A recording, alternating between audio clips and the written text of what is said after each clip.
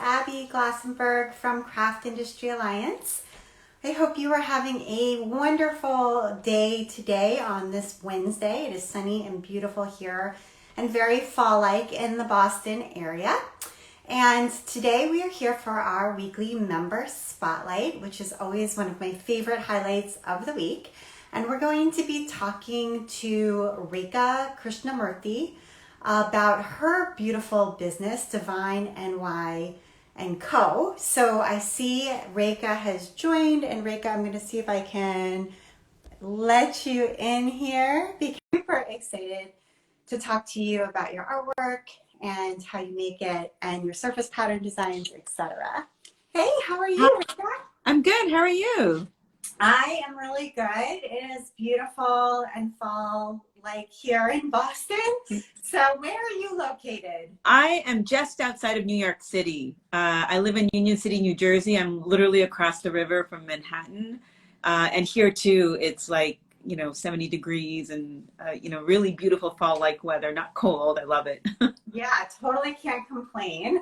Yeah. So I'm so excited that you are able to join us today for this member spotlight.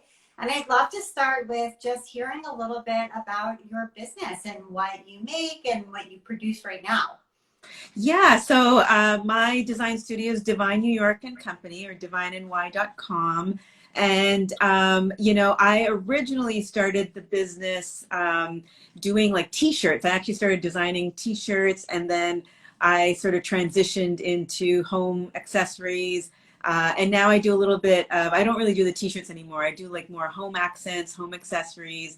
And then I've also been really adding like a design services and like my pattern design. So it's been a constant evolution since when I started with the t-shirts. So my products though, right now, I do like small batch production. And so some of my home accents, once they sell out, I may or may not make that exact same again.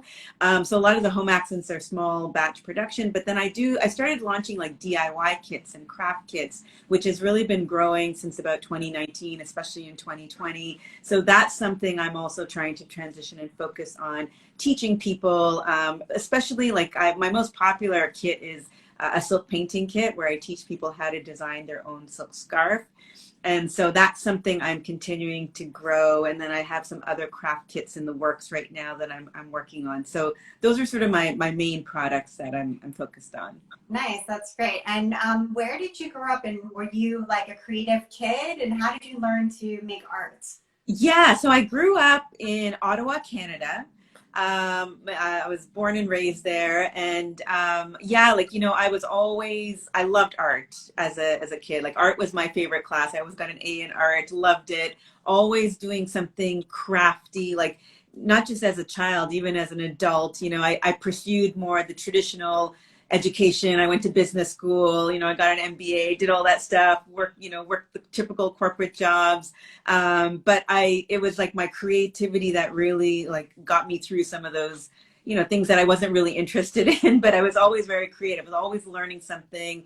And I think after a certain point in time, I'm like, okay, why can't I really take my creativity and do something more with it? I mean, I have a passion for it. I love it. Why am I just leaving it as a hobby? Why can't I try to really launch a creative business? So that desire for a creative business has been there for a long time.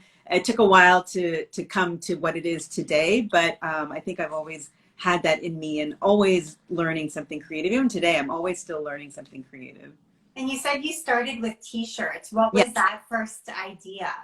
Yeah, so I originally wanted to be a fashion designer. Like that was my first sort of thing. Like, you know what? I want to be a fashion designer. Let me sort of dabble in this market by launching a line of t-shirts where I had my designs screen printed on the t-shirts. And this was back like in, 2008, 2009, around that time frame. And, I was I was just still in the same area. So I would go to a screen printer in New York City, I ordered t-shirts wholesale, took them to the screen printer, got my designs printed. At that time, I wasn't selling online, so I didn't really have an established website. So I would sell at these designer markets in Soho. Every weekend I would go and do that. And I think it was really good because I started to get feedback from customers, like they liked my designs, and that's really what I wanted. I didn't know, do people even like these designs? So that was really great feedback. They loved my designs. And I did that for a while, but then it was, I think fashion in general it's a tough industry. And then even like just when you're a small business, like getting the stuff wholesale, taking it to the printers, printing it, going to the market, it was like too many steps. And I was like, I don't know, maybe there's got to be a better way. Maybe I don't really want to be doing t-shirts. Maybe fashion design is not quite what I wanted to do. And then at that time I moved into a new home, a new apartment, and I started decorating. And then I was like, oh, I couldn't quite find the kind of home accessories I was looking for. So I was making my own. And that sort of led me into launching like a custom made home decor business. So I did that for a while. So it's been like this, evolution from fashion to home. And I think like now I love fabrics. I love designing fabrics. I love the patterns. So now that's been another evolution. I think my real passion is designing patterns for products and for fabric. So yeah, it's not been a straight line. Yeah, I don't think many people, I bet a lot of people can relate to that because I don't think many people, it's like a completely straight line. But I definitely look at your work and associate you as like a surface pattern designer, like somebody who just really loves design and repeat and pattern and decorating fabrics and decorating objects. So yeah, it started with a t-shirt, but that maybe is like the thread that kind of goes through. Exactly. Yeah. And some of those designs that I originally put on the t-shirts, I'm like trying to bring them back, and I'm like, oh, I can put them as a repeat pattern onto fabric and stuff like that. So nothing is lost, right? Whatever I did before, it's just like you said, it's a thread, and it's like just going into the next level. Yeah, that's absolutely true. And I think it's also true for a lot of people, like, in retrospect, this all does connect. So do you have some samples around in where you are that you could show us? Yeah. Well, actually, let me start. I'm doing a brand new cotton scarf painting kit right now. Like I'm just launching it. And I just want to show, this is the new pattern.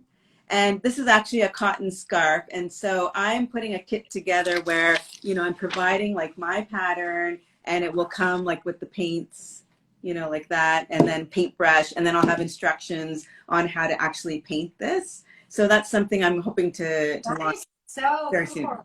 And yeah, I could totally see, people getting, it's a great gift, first of all, for the holidays, but I could also see people getting together with friends and having like a craft night and being able to just like all paint together. Like that would be so fun. Yeah, exactly. That's the whole idea. So this is going to be listed in my shop like in the next couple of days. So that's something I'm working on. Amazing. Yeah. So some of the other, like, this is examples of some of the small batch like products that I said I make. These are like little, microwavable like oven mitts. Like you can, when you're taking your coffee or tea out of the microwave, you can just use these little mitts. They have like the heat resistant padding inside. I have a small quantity of these available in my shop right now. They come sort of in 3 different types of fabrics. And these are not fabrics that I designed. These are fabrics that I actually bought from a local fabric store in my neighborhood. Okay. But I thought the fabrics were really cute. So so I have that. So I have a small, and then I did, these are hand-dyed tea towels. I don't know if you can see, it's got a two-toned. So these, I also have a small batch of these. These are all individually hand-dyed. So these are also in my shop. So I still, I like doing the small batch stuff because it gives me, I like to do new things, and then I can make something new. I can learn some new techniques. So I do like doing small batch, but then I don't always necessarily repeat that same thing. Like once they're gone, they're gone. Right.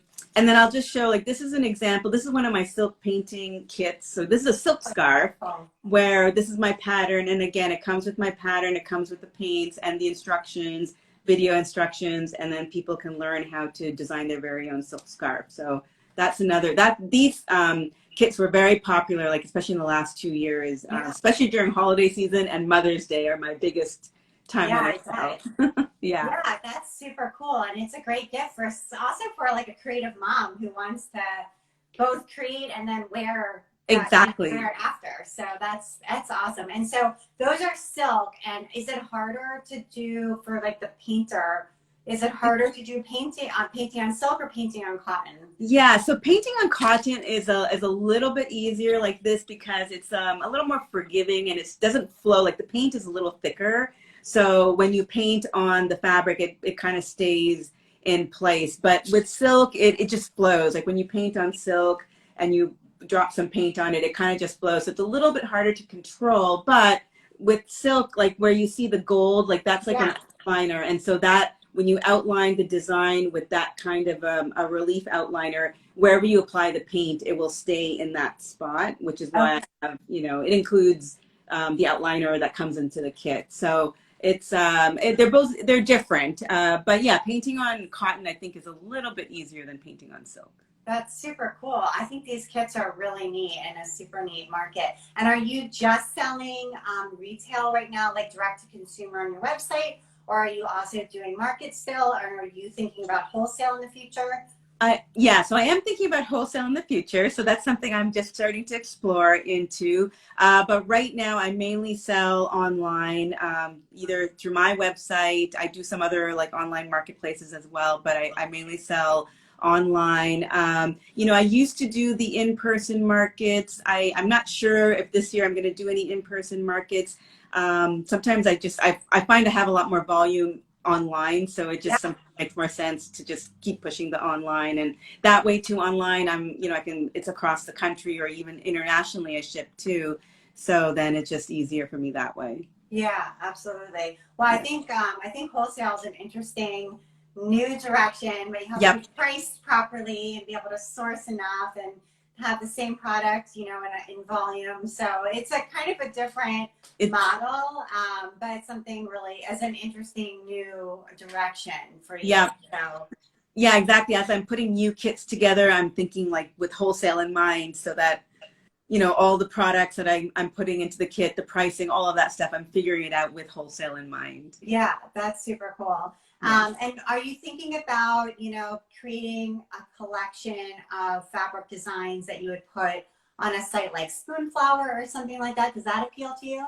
Yeah, absolutely. I do have a Spoonflower shop, so I have a couple of my designs on Spoonflower already. And I'm just also getting ready, or I've actually launched Redbubble. I only have one design out there, but things like Redbubble, Society, Yeah, I am taking some of my like patterns that I've created and put them into Repeat already and trying to list them on those kinds of sites too. yeah, that's super cool. And another new direction. And, Yep. I love how Spoonflower has those challenges. So you can kind of like, enter and kind of Yeah. get a creative prompt to respond to, which is helpful sometimes. So Yeah, yeah, exactly. yeah, Yeah, that's super exactly. cool. Yeah, Um, it's been good.